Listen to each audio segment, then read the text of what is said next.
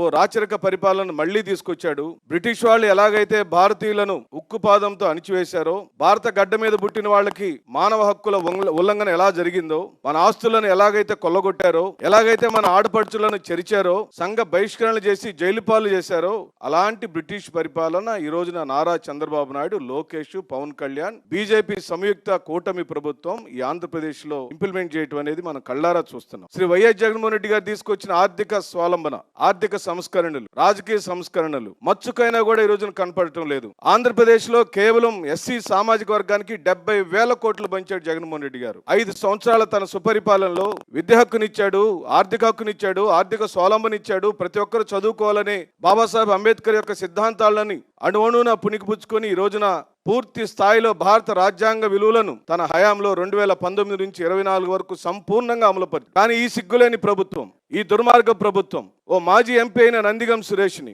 ఓ మాజీ మంత్రి అయిన మేరు నాగార్జున్, మాజీ శాసనసభ్యులైన మొండితోక వారి కుటుంబాన్ని, కైలా అనిల్ని దొంగ కేసులు పెట్టి బనాయించి జైలు పాలు చేసి కుయుక్తులతో కుట్ర రాజకీయాలతో మమ్మలను భయపెట్టే కార్యక్రమం చేస్తున్నాడు. ఈ సందర్భంగా మేం చెబుతున్నాం, చంద్రబాబు నాయుడు వల్ల కాదు, ఆయన పుట్టించిన వాళ్ళ కాదు, మేము కంఠములో ప్రాణం ఉన్నంతకాలం మళ్ళీ ఆంధ్ర రాష్ట్రానికి శ్రీ వైఎస్ జగన్మోహన్ రెడ్డి గారినే ముఖ్యమంత్రి చేసుకోవటం కోసం ఈ రోజున ఈ ఆంధ్రప్రదేశ్ లోని మాలా మాదిగ వెనకబడిన కులాలు అన్ని వర్గాల వాళ్ళం ఏకతాటి మీదకి వచ్చి ఆయన్ని ముఖ్యమంత్రి చేసుకుంటేనే మా జీవితాలకు వెలుగుంటది, మా బిడ్డలకు చదువు ఉంటది, మాకు ఇళ్ళు వస్తాయి, ఇళ్ల పట్టాలు వస్తాయని నమ్ముతున్నాం. కాబట్టి శపథం చేస్తున్నాం. రాజ్యాంగ దినోత్సవం రోజున బాబాసాహెబ్ అంబేద్కర్ యొక్క స్ఫూర్తితో, వారి సిద్ధాంత బలంతో ఎప్పుడు ఎన్నికలు జరిగినా ఈ రాష్ట్రానికి కాబోయే ముఖ్యమంత్రిగా శ్రీ వైఎస్ జగన్మోహన్ రెడ్డి గారినే చేసుకునే దానికి ఏ త్యాగాలకైనా సిద్ధం ఉంటామని చెబుతూ నాకు అవకాశం ఇచ్చిన అప్పిరెడ్డి గారికి ధన్యవాదాలు చెబుతూ సెలవు తీసుకుంటున్నాను.